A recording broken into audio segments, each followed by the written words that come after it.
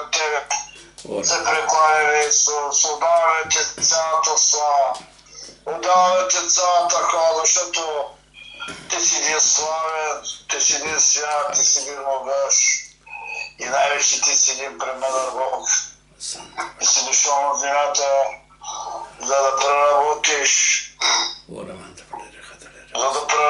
Господи, спасението на човек и да дадеш вечен живот. Господи, не само си дава вечен живот, но Ти си изработил всичко на кръста. Тази вечер, Господи, до края на дните си, Господи, ние можем да кажем, че тежи ни нещо в живота. Има нещо, което все още не е отговорено. Може би, Господи, и това ще остане до края на живота ни, но ни със едно се утешаваме, че всичко си понесъл на кръста и ние ставаме повече от победители чрез Тебе. Господи, всевъзможни Исусе, Ти, Господи, си го понесъл на кръста, освободил си ни от това нещо и ние сме свободни. И Ти казваш, от това елате всички трудени, обременени, и аз ще ви успокоя. И ние, Господи, идваме пред Тебе, защото само пред Тебе има доми на вечен живот, доми на утеха, доми на любов, доми на здраве, доми на сила. Така че, Господи, Ти си обещал, че ще помоляваш силите като на орлите, ще тичаме, ще бягаме и не ще да се уморим, защото, Господи, Духът Ти свят обитава вътре в нас. Святи Душе, ела, този съдържен час, ела този вечерен час, Господи, ние Ти молим, дай ни онази свята жертва, която Ти искаш, Господи, да направим пред Тебе. Боже, защото, Господи, Ти казваш, че онзи, който предоставя пред Тебе жертва, Ти ще да го подбереш. И Ти казваш, сърце чисто сътвори в мен и дух постоянен обновявай в мен. Господи, молитваме, Татко Небесне, и когато имаме чисти сърца, и когато постоянно Светът Ти Дух ни променя до такава степен, че ние да бъдем Христоподобни. Молим Те, Татко Небесне, тогава не ще може да не подмениш, но ще обърнеш внимание, ще обърнеш погледа си и ще дойдеш и ще кажеш какво искам да Те сторя. Този вечер, Господи, ние викаме към Тебе, викаме и се преименуваме или въртовници, които викаме към Тебе. Исусе, Сине Давидов, смили се над нас. Ние до сега викахме с този вик, ние гласяхме до сега тези думи и ще продължаваме да гласим и да викаме Исусе, Сине Давидов, смили се над нас. И ние вярваме и знаем, че в духовния смисъл, Господи, Ти идваш до нас с духа си и питаш тази вечер, какво искаш да Ти сторя. Господи, ние казваме на Тебе тази вечер. Може Ти четеш мислите ни, четеш сърцата ни, Господи. Знаеш голямата ни болка, Боже, в живота. И тогава, Господи, Ти казваш да Ти бъде според вярата. И наистина, Боже, тази вечер, Господи, премахваш това. Благослови сега пасторското семейство. Боже, на първо място ни взимаме пастора, взимаме пасторското семейство, да ги почитаме, обичаме и със своята божествена любов. И Ти молим, винаги ни дръж в единство, в любов, в вяра и чистота от сърцето си побеждам. Благодарим Ти, Господи, за този християнско семейство. Молим Ти, Боже, дай ни да бъдем едини, дай ни да бъдем чистосърдечни, дай ни да бъдем братолюбиви. Така, Господи, Святия Ти Дух да се води в тази група и казва всеки път, когато ние предоставяме нужда пред Тебе, всеки път, когато ние ще молим един за друг, ние да видим чудеса и знамения в тази група и ние го изповядваме това да дойде в реалност в името и кръвта на живия Бог Исус Христос. Господи, Ти казваш, ние сме длъжни да се молим един за друг. Господи, аз се моля за пастора, моля се за брат Васко, моля се за брат Слудай, моля се за брат Тодор, моля се за сестра Мария, моля се за сестра Сърко. Господи, моля се един за друг и така ще оцелем и така имам голяма голяма сила от сърната молитва на праведни. Господи, благодаря ти, че когато видиш, че в нас има единство, тогава казва, няма да има пречка, няма да има нещо, което да пречи на Бога, да дойде да му благослови, да дойде да изцели, да дойде да възстанови. Нуждаеше си този, който е в нужда. Моля те, това последно време, умолявам ти, Исусе, дай ни да бъдем твърди до края. Господи, какво ти да дойде в живота, в нас да има утеха, да гледаме на Тебе, на чернателя, съвършителя на нашата вяра. Боже, последно време, Господи, живеем. Последни дни, последни години, Господи, живеем. Моля ти, Татко Небесни, вярата ни да ни отпадне, любовта ни, Господи, Тебе да ни охладне, но винаги с горещи сърца, с гореща вяра, с гореща любов, Господи, да Ти служим и да успяваме, Господи, за Тебе, защото, Господи, много скоро Ти ще дойдеш да вземеш своята невеста.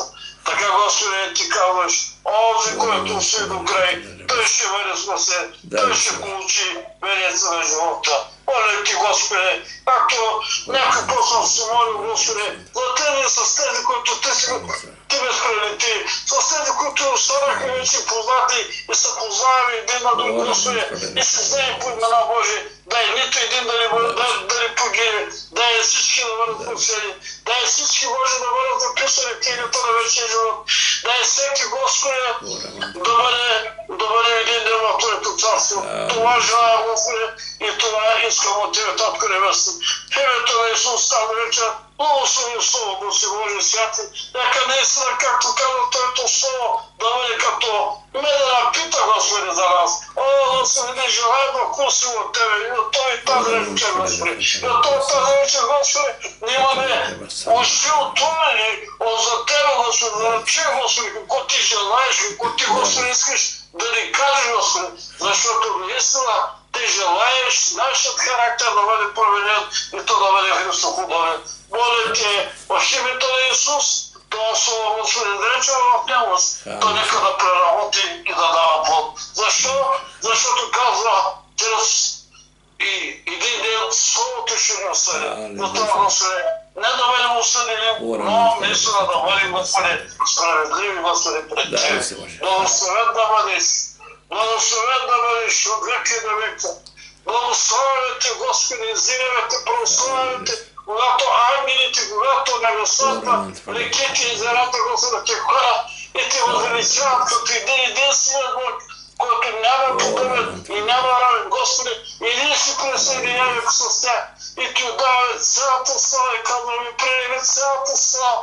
О, Боже, Той гъсти, който си Господи. Приеми цялата слава, приеми цялата хвала, приеми цялата благодарност, защото Ти си чудесен, Ти си достоходен, Ти си верен, Ти си любящ, Ти си първият и последният, Ти си началото и края. Моля Ти, Господи, сега и за внуците на моите брати и сестри, о, Господи, пълно послушание да бъде върху Тебе, в името на Исус.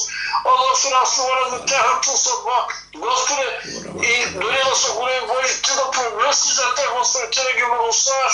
Дори, Господи, ако в училище Ти, Господи, пак да промислиш това да ги благославяш.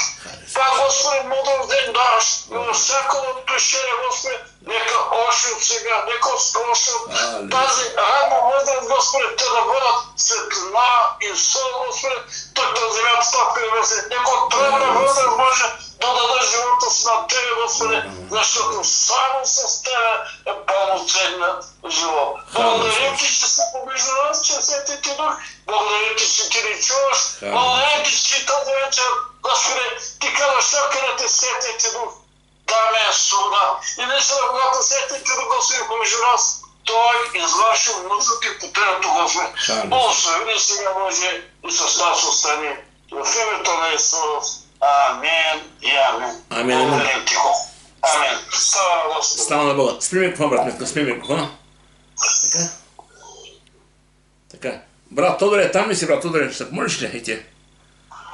Тук съм, брат, като току-що влезах, че дъщерята много я боли корема. Малката майка се свива, до сега се молих за нея.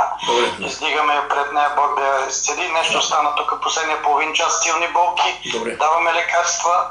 12 годишна е тя, но Бог ще изцели. Отче наш, който си на небесата, да се свети Твоето име, да дойде Твоето царство, да бъде Твоята воля, както на небето, тъй на земята. Насъчат ни хляб дай ни днес и прости нам дълговете ни, както и ние прощаваме на дължниците си. И не въведи нас в изкушение, но избави ни от лукавия, защото Твое царството и силата и славата во веки веков. Моля Те, Господи, издигаме към Тебе ръце, издигаме, величаем името Ти, Господи. Бъди благословен, Господи.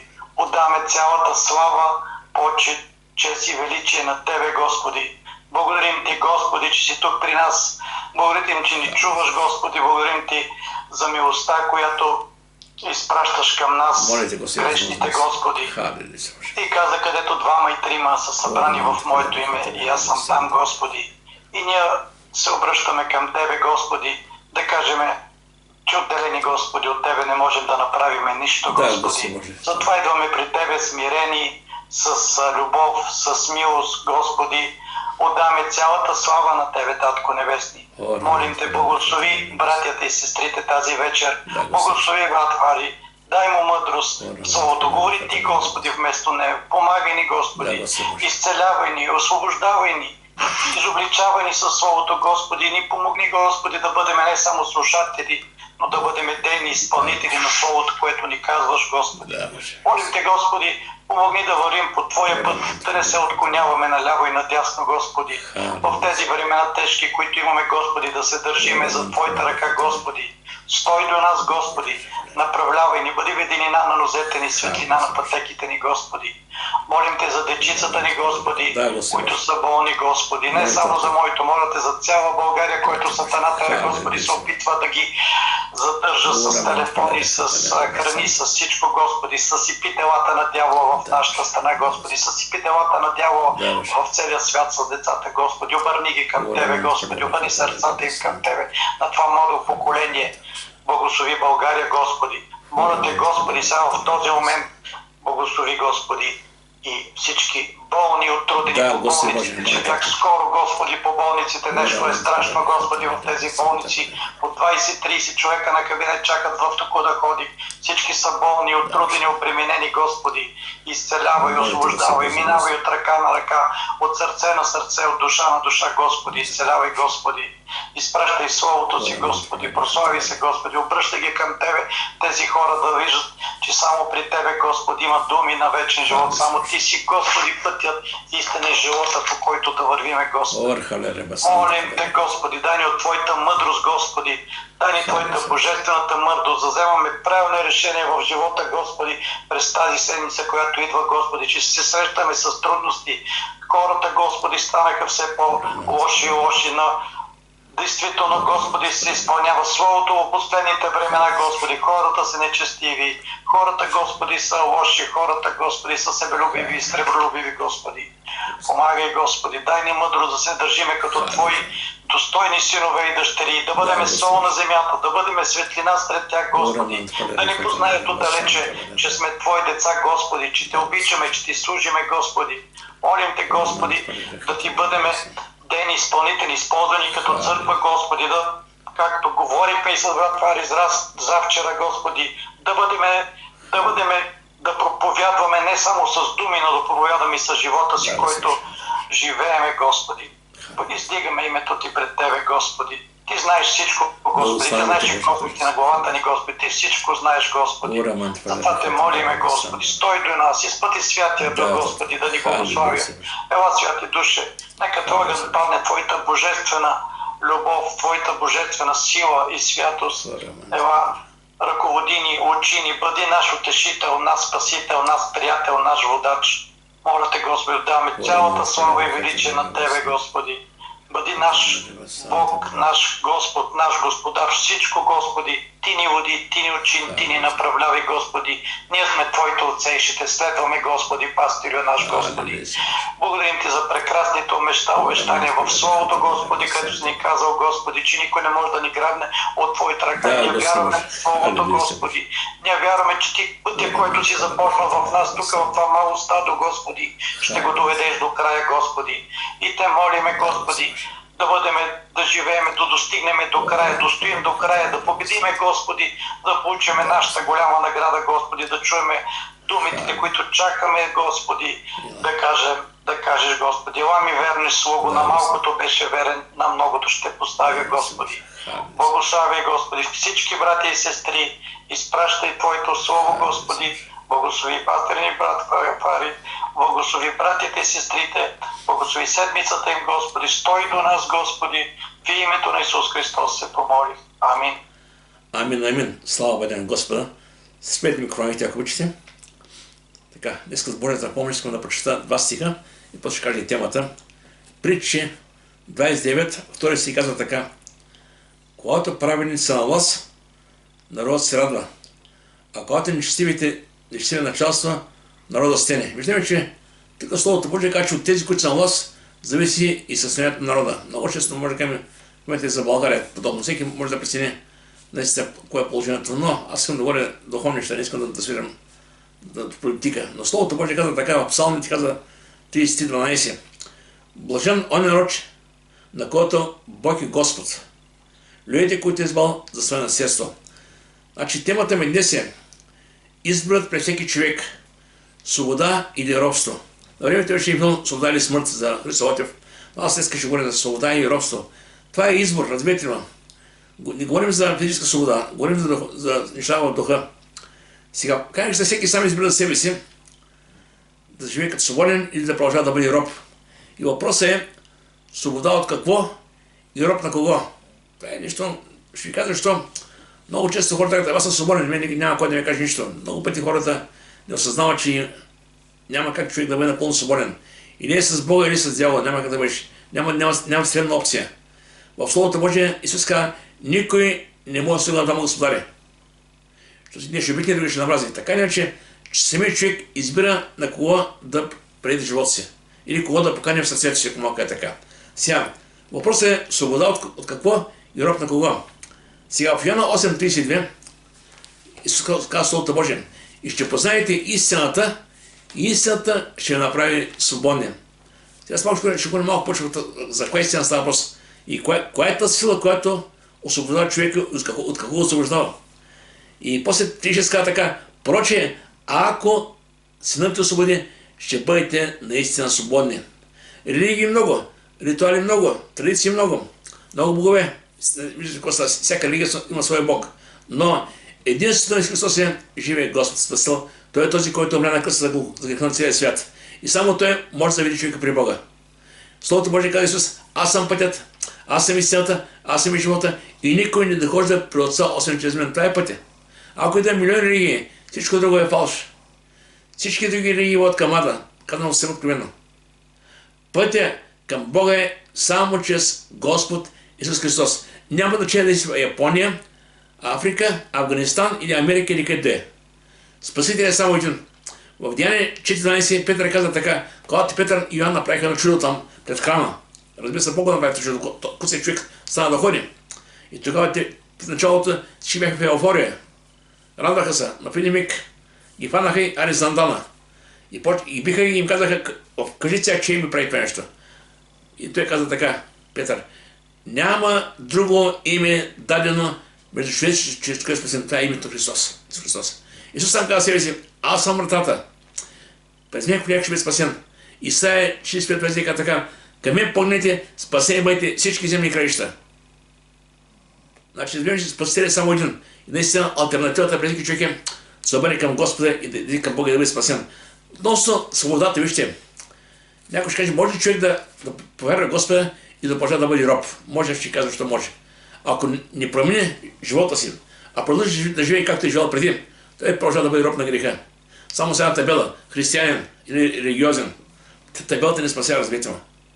Животът ти показва кой си ти. Яко каза: вяра е без дела и мъртва вяра. Така че ми каже, ако една вера не води до промяна за месеца, кого вярваше? И зато Слово Божие, Коринтияни 13 каза, изпитвайте себе си, дали сте вярвате, опитайте себе си. Мога да кажа, погледнете живота си, това е най-добрият индикатор. Как си живял преди, как живееш сега? Ако няма разлика, помисли се. Не може да дойде този великият Бог, следователно на небето и земята, дойде в този живот и те бъдеш същия. Това е невъзможно. Ако се поканил, непременно ще има нещо в този живот. Не ще има някаква трансформация, нещо ще се случи. И в Словото Божие казва така, а Господ е духът. И където е Господен дух, там е свобода. Ще някакво става. Няма как дори Божия дух и ти продължаваш да бъдеш роб на греха, на изкушенията. Ще кажа, защо сега? Казвам, че всеки сам избира, защо е към тези неща. Понякога казваме, да, ако Бог е решил да някой да спаси, той спаси. Вижте, искам да кажа, че Бог може да спаси целия свят и без нас. Но той е направил така, че всеки човек сам да избере за себе си. Да, в Словото Божие имаше определени хора, които Бог избираше. От тия може Бог избра. Гидеон Бог избра. Имаше определени избори, които прави Бог. И Яков избра в Стария завет. Бог наистина и днес има хора, които избира. Но като цяло, всеки един човек има в себе си избора да направи за себе си. Иска да бъде с Господ или не иска да бъде. Значи, ще кажа защо. В Словото Божие казвам, че се казва, живеем в един свят, в който този свят е много често казваме, света е толкова хубаво, наистина, живеем се, така съм много път съм с хора, Гаспари, живеем се сега, не ми го завярва, искам сега да живея. Едва ли не аз го кракам на мира, аз си казвам, няма живот без Христос, разберете ме. Всичко е друга човешка суета. Ядени, пейни, купони, там, всичко е суета. Ако четиш чертата, запитай се какъв е живот. Някои хора даже сън не спят, само да живеят повече. Това е една суета. Самият Соломон, чете в Екклесиаст 2 глава, няма да я кажа. Там каза така, имах къщи, имах слуги, имах слугини, бях цар, имах пари, имах мъдрост, имах толкова всичко, отиш така не учите си. Обаче каза, когато се обърнах назад и направих разметка живота си, каза, разбрах, всичко е суета на суетите гони на вятъра. Това беше някаква контестация. Той имаше всичко, имаше пари, имаше богатство, имаше 1000 жени, 1000 жени, представете си какво става. Който му хареса, айде при него, който му айде. Представете се колко говорим, 1000 жени. Обаче видях, че тя, който има, не го топли. Живота минава. И накрая, знаете, казва, че там казва така, последната глава на Екклесиаст казва така, бой се от Бога и пъй заповедите му, защото това е всичко за човека. Виж колко простичко. Бой се от Бога и пъй заповедите учението му. Това е всичко. Ама да бъдеш беден, да бъдеш богат, това не е толкова голямо значение. Важното е да бъдеш Христос. А Бог е този, който казва, не се представя, кой ще идеш, кой ще пиш, след първо него, той ще даде който е необходимо. И на свят Бог е уникално в това отношение. Сега, че той казва, че света, който живеем, едно място, където човек преминава през тази земя и понякога човек се изкушава в много неща. Света сега има изкушение. Има зависимости, има обързаности, има грях, колкото искаш. Помните в Битие, 4 глава 7 стих, Каин и Авел, когато и двамата бяха жертви пред Господа, и тогава Бог прие жертва на Авел, да Каин не прие. И Каин се насърди. И Бог му каза, защо се сърдиш, Каин? Ако и тялата бяха добре, ще ти приема жертвата. Той каза така, греха си на вратата и към теб се стреми, но ти трябва да го владееш. Искам да кажа, че изкушенията, греха, те са около нас и днес. Но това, което е съотпъка, ти трябва да владееш. Сега дума, ти трябва да решиш как ще да живееш, в грях или в чистота. Това е твоят избор. И много пъти хората казват, аз искам да живея в чистота, но едва не може да се оправи. Не. Всеки човек има избор. Когато избереш Господа, вече Бог е да че Свети Дух и ти дава сила да живееш нов живот в Него. Сега, в Йоанна 12:25 казва така, който обича живот си, ще го изгуби. И който мрази живот си на този свят, ще го запази за вечен живот. Виждаме, че е контраст. Живот, който губиш и живот, който печелиш. От тебе зависи на кой живот ще уповаш, на този, който виж и на този, който вярваш, този, който показва. Сега много хора казват, искам сега да живея. Добре, ще живееш. Обаче не всичко ще свърши. И тогава, че като ти горе, тогава ще виж колко неща си пропуснал. Защото този живот горе в небето се приема с вяра днес. Така че има хора, които казват, сега искам да живея, там къде ще мислиш, помисля, там няма да време да мислиш. В Евреите 15 така, ако днес чуеш гласа му, не закоревавай сърцето си, или не се бъде, че не го чуваш. Исаия 55 казва така, търсете Господа, докато не може да бъде, призовавайте го, докато е близо. Значи има време, когато Бог е близко. Откровение 20, там почитана църква, казва така, след това народа е хлопам. Ако някой чуе гласа ми, и от това ще гледа при него, ще вечеря с него и той с мене. Видим на много места Словото Божие казва, че Бог и днес се обикаля. Втори лет 16 казва така. Втори лет 16 лет. Очите на Господа обикалят по цветето на цялата земя и търсят сърца съвършени, разположени към него, за да си покаже той милостив към тях. Виждаме, че Бог продължава и днес. В Петрова каза, че Бог не забравя това, което е обещал, но заради вас търпи за дълго време, защото не иска никой да погине, а да отдадат към покаяние. Виждаме, че Божията воля е хората да чуят, да се покаят и спасят. Това е Божията воля за човечеството. Сега, някой каза, ако е писано да бъде спасен, ще бъде спасен. Ама те са суеверие. Какво значи писано? Това е твоят избор. Ако избереш Господа, ще бъде спасен. Ако не служиш Господа, няма да бъде спасен. Това е истината, разбирате. И сега, що е важно, вижте, защото света, който живеем, има княз. И той е княз, наречен Сатана.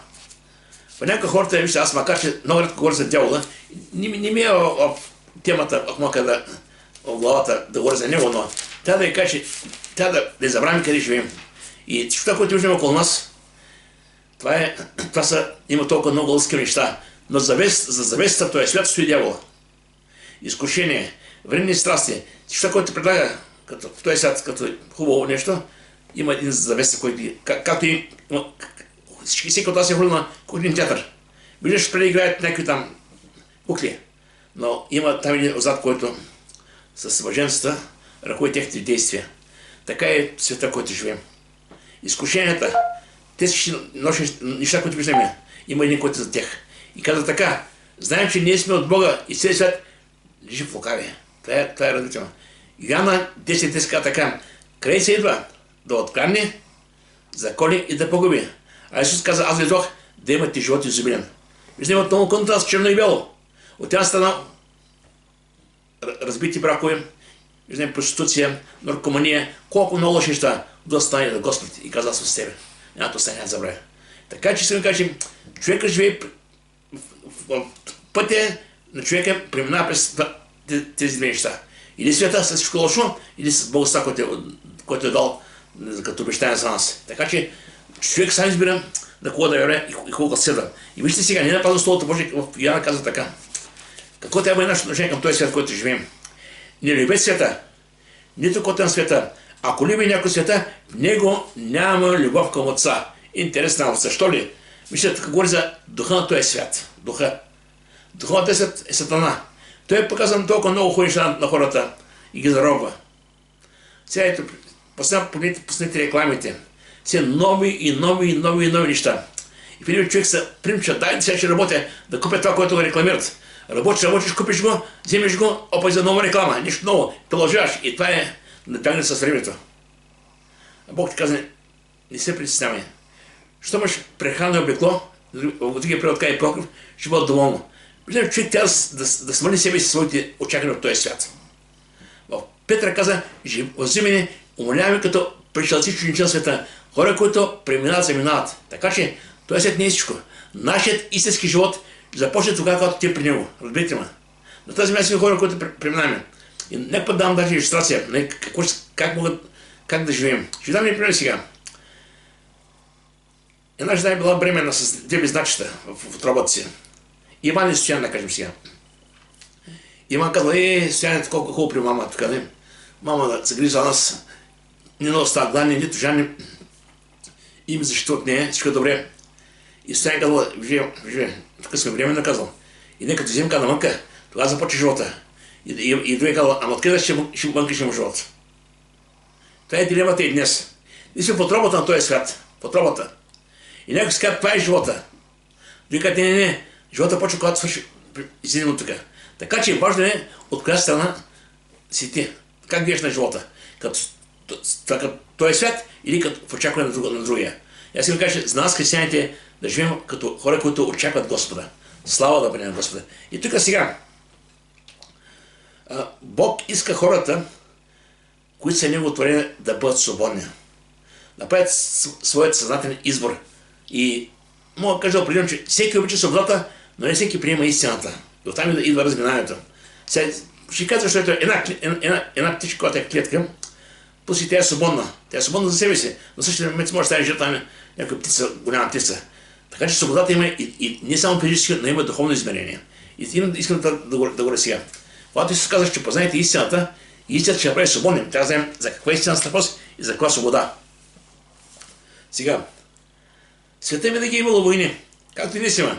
Едни свобода, други за да заробят някого, други за някакви други интереси. Но когато говорим свобода, от къде се рождае всеки човек, тя не зависи от толкова от външни фактори, колкото от самия човек. Това няма човек къде живееш. Има значение, какво става в тебе. И сега, въпросът е свобода от кого и роб на кого.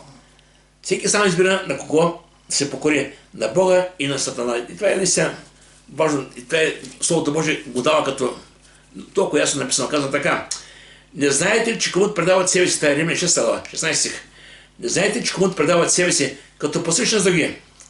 Слуги сте на онзи, комуто се покорявате. Виждаме, че сам човек избира на колко се покори.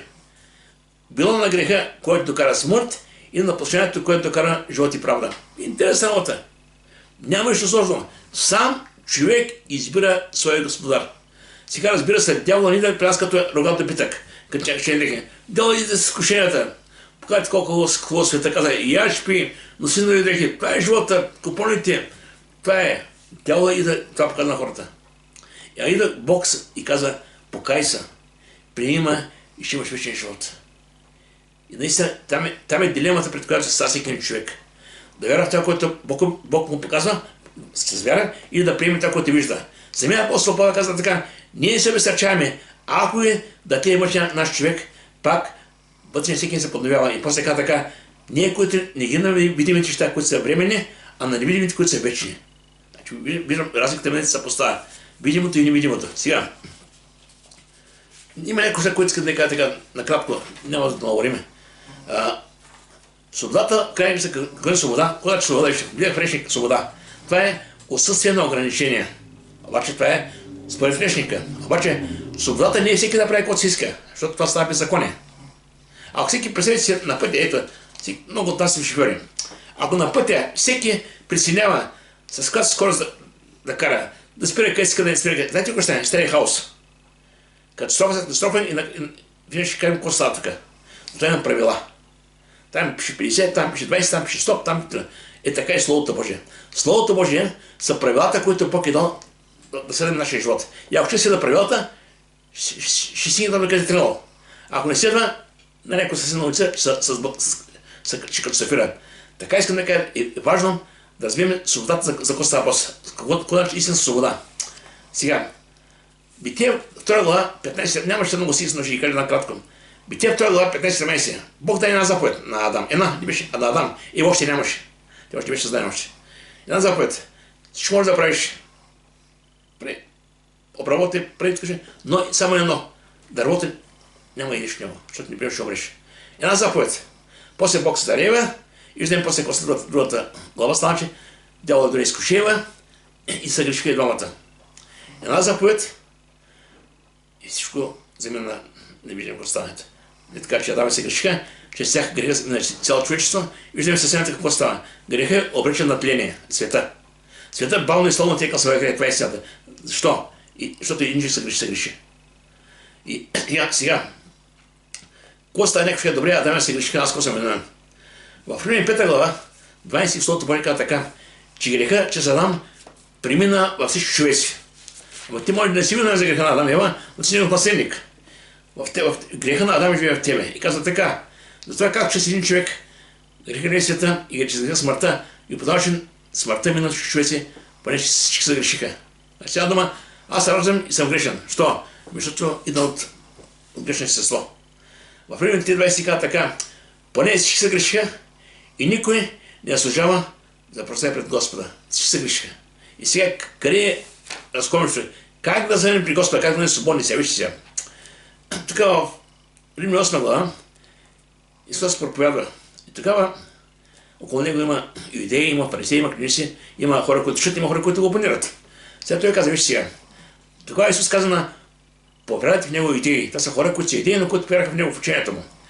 Ако пребъдете в моето учение, наистина сте мои ученици. Тук става за пребъдане, за да постоянствате, да общувате с Бога, да има молитва, Слово Божие, наистина да има наистина едно посвещение в християнството, мога е така. Сега.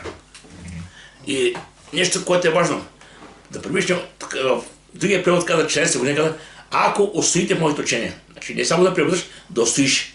Значи винаги, когато човек тези Христос, винаги идват изкушенията, ще има изпитания, ще има много ще се случат в християнския живот. Виждаме, това е един колорит в картини. Бяло, черно, зелено, синьо. Стават много неща.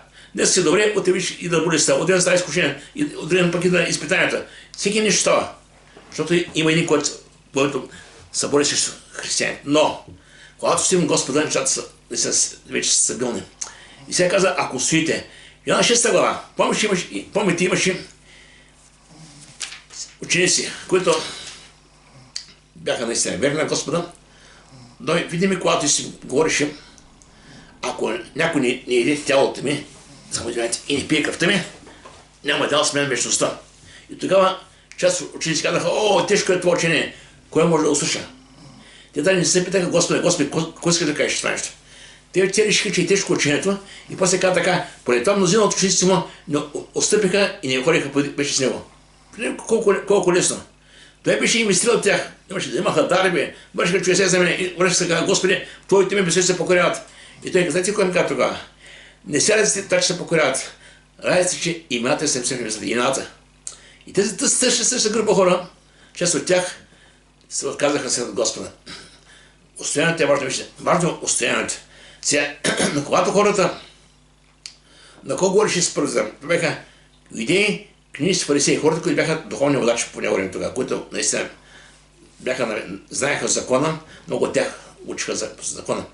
Но той в Йоанна 15:3, когато Исус говореше за лозата и пръчките, тогава той каза на своите ученици, вие сте чисти чрез учението, което ви говорих. Значи виждаме, че свободата идва чрез Христос, чрез учението на Христос. Когато го приемаш, когато го живееш, когато, както брат Тодор каза, когато живеем това, което слушаме, тогава че наистина вижда, в живота има реална промяна. Защото вижте, ако само четем Словото Божие, това води понякога до възгордяване. В Коринтини 8 казва така, знанието възгордява, а любовта назидава. Или това, което изгражда християните е любовта. Ако човек само трупа знание, без да живее, ставаме като фарисеите. Исус каза, тези хора говорят с за Бога, съжалително се ядеш от Него. Именно любовта показва кой е. Сега, в Йоанна 17:17 Исус, когато се молеше на Отец, каза така, Отче, освети ги чрез истината, Твоето Слово е истина. Божие Слово е истината, която освещава човека. Или тази, която го отделя, тази, която го подготвя за небето. Важно е човек, когато приеме Христос, се покая. Тогава става едно новорождение чрез духа и чрез Словото.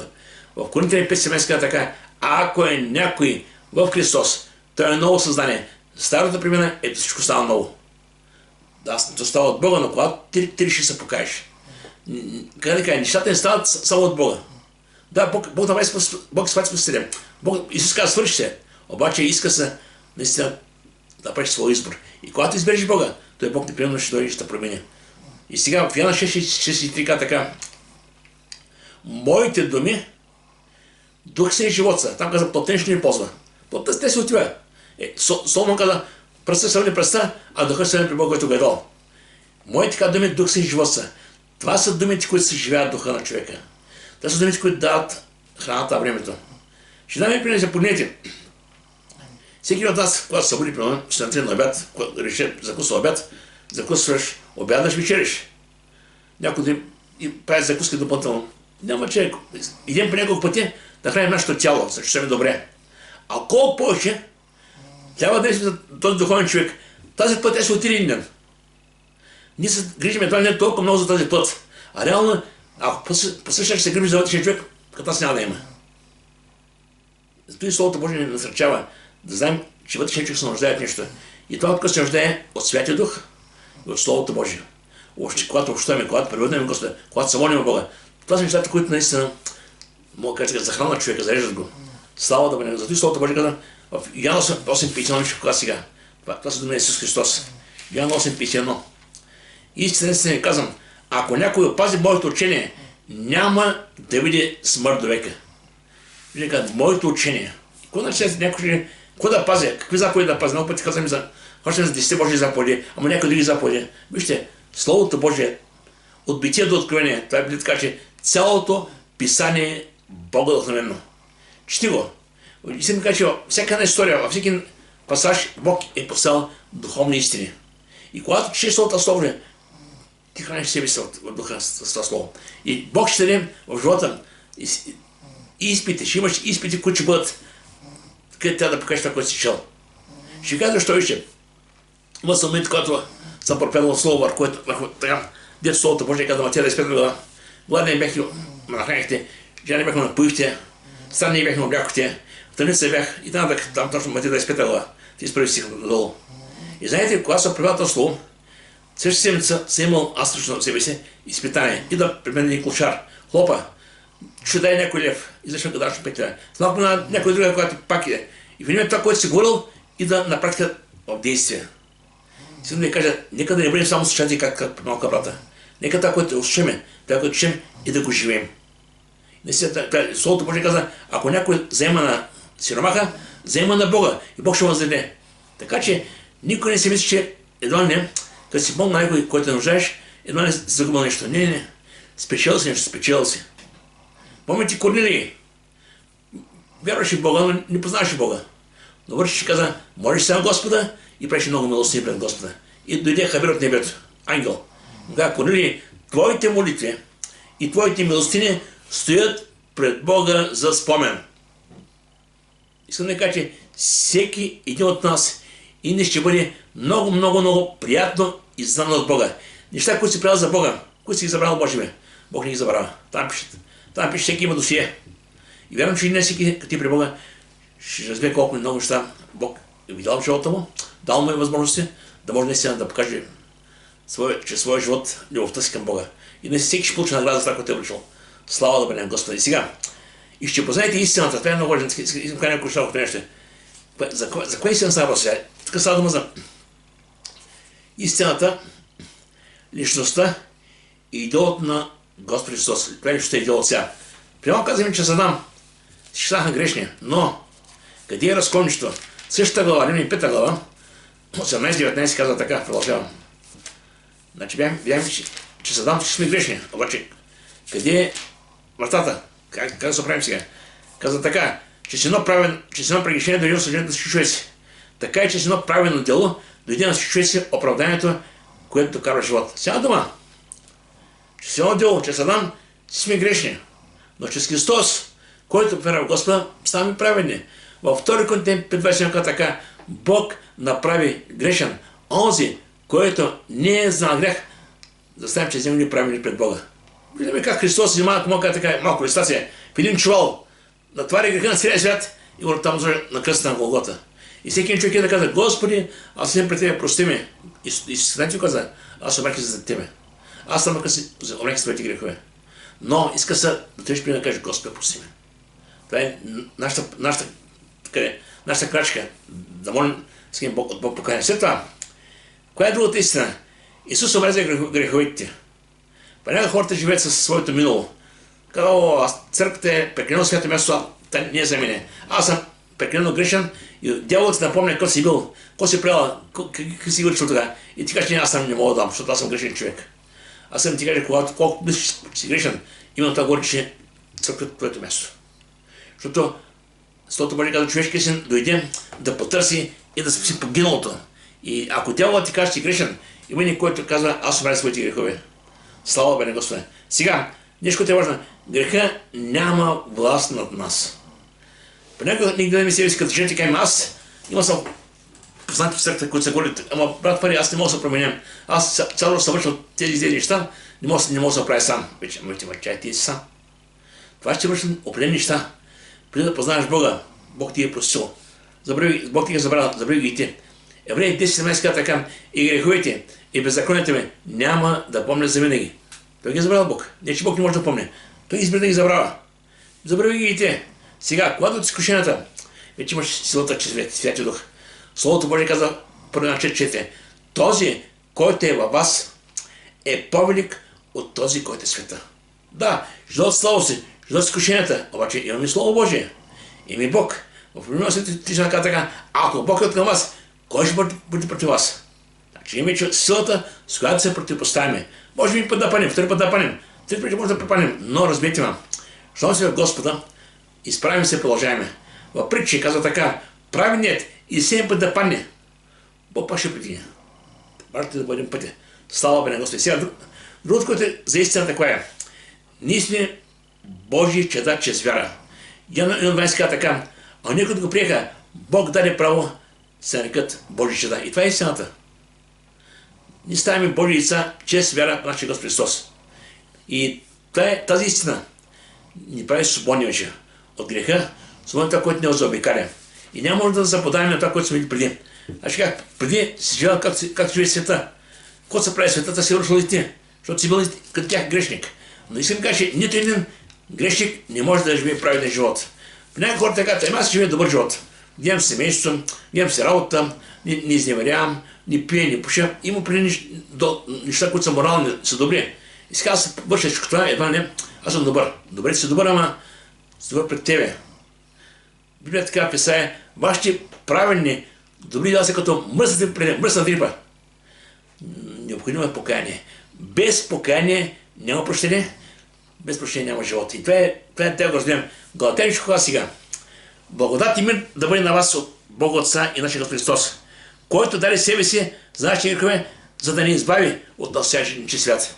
Да ни избави. И аз много пъти не става така. Се ядосвам, когато има хора, които говорят сега, искайте все повече да има света, да бъдем богати, да бъдем проспериращи. Чакай ме.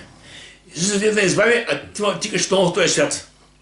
Значи, разберете, целта на Бога е да ни избави от този свят. И сега искам още да говоря. Истинната свобода идва естествие от познаването на Христа. Ако човек знае само за Господа, в същото време за него е някой си там, не знам някой, който е влял на къса, ама няма среща, не го познава лично, той е религиозен човек. И Яна си замеси казва така, това е вечен живот. Да познае тебе, единният истинен Бог и след какво си изпратил. Това е вечността.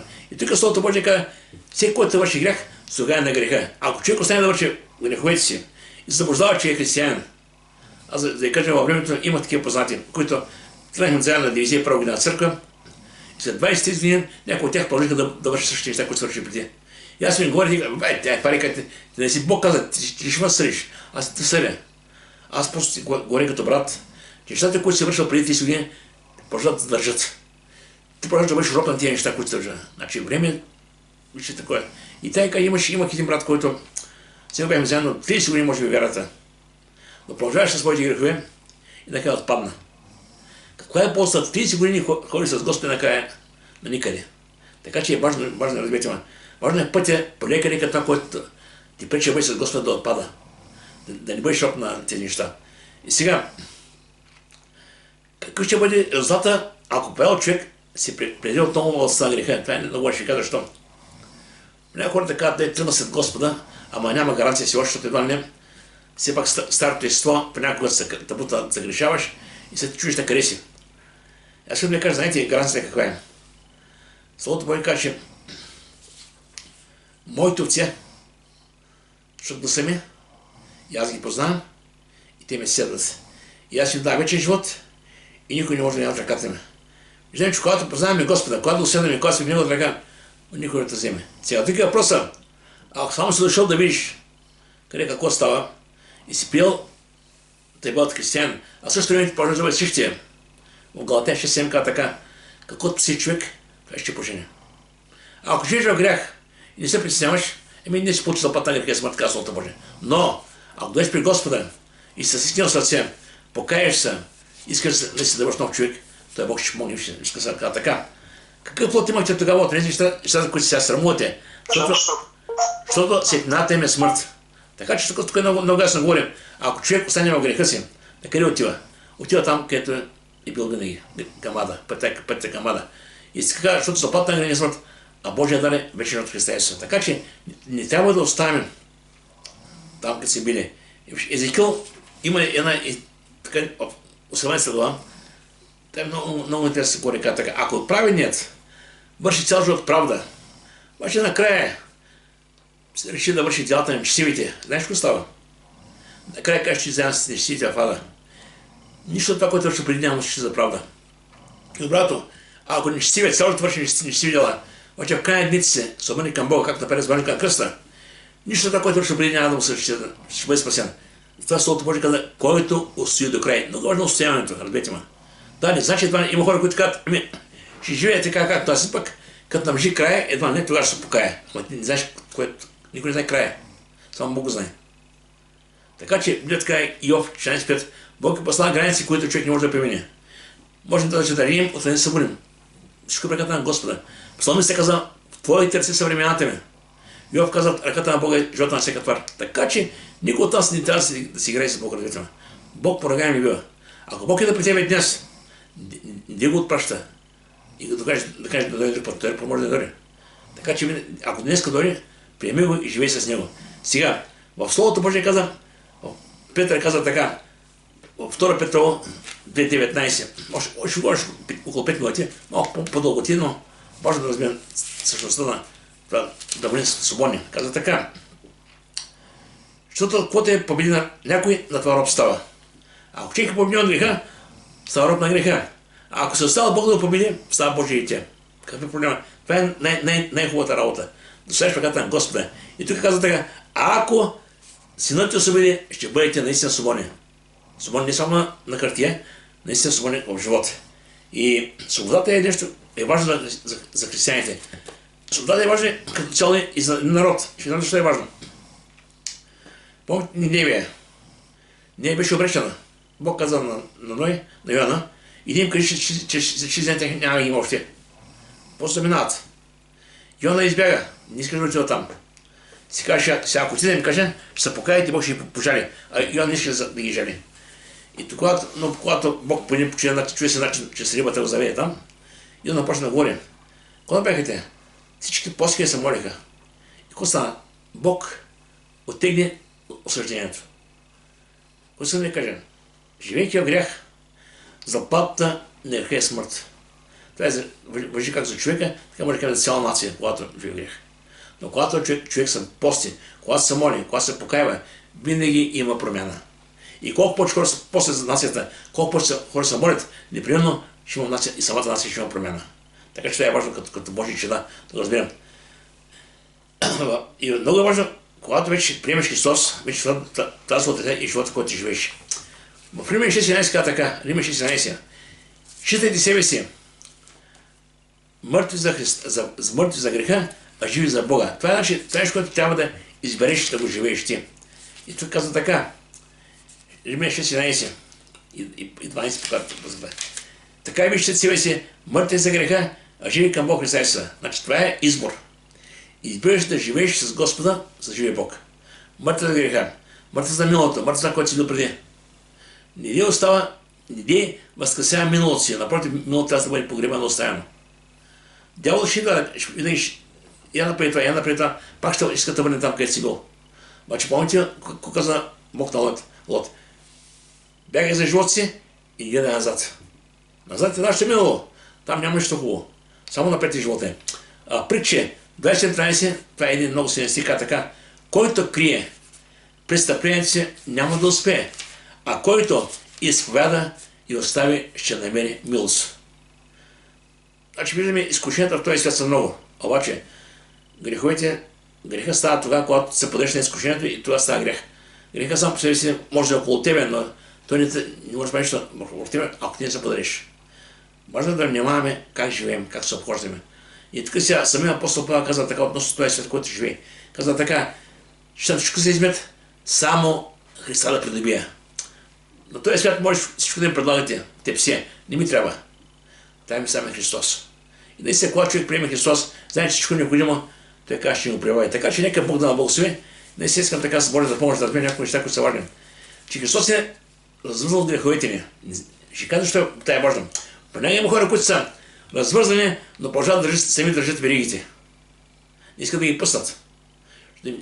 Има някои грехове в миналото, които са вършили и които не харесват. И още държат веригите. Ама той Исус ги е освободил, ама те държат още. И винаги пак сами заробват пак от тези неща. Това е така предупреждение към нас.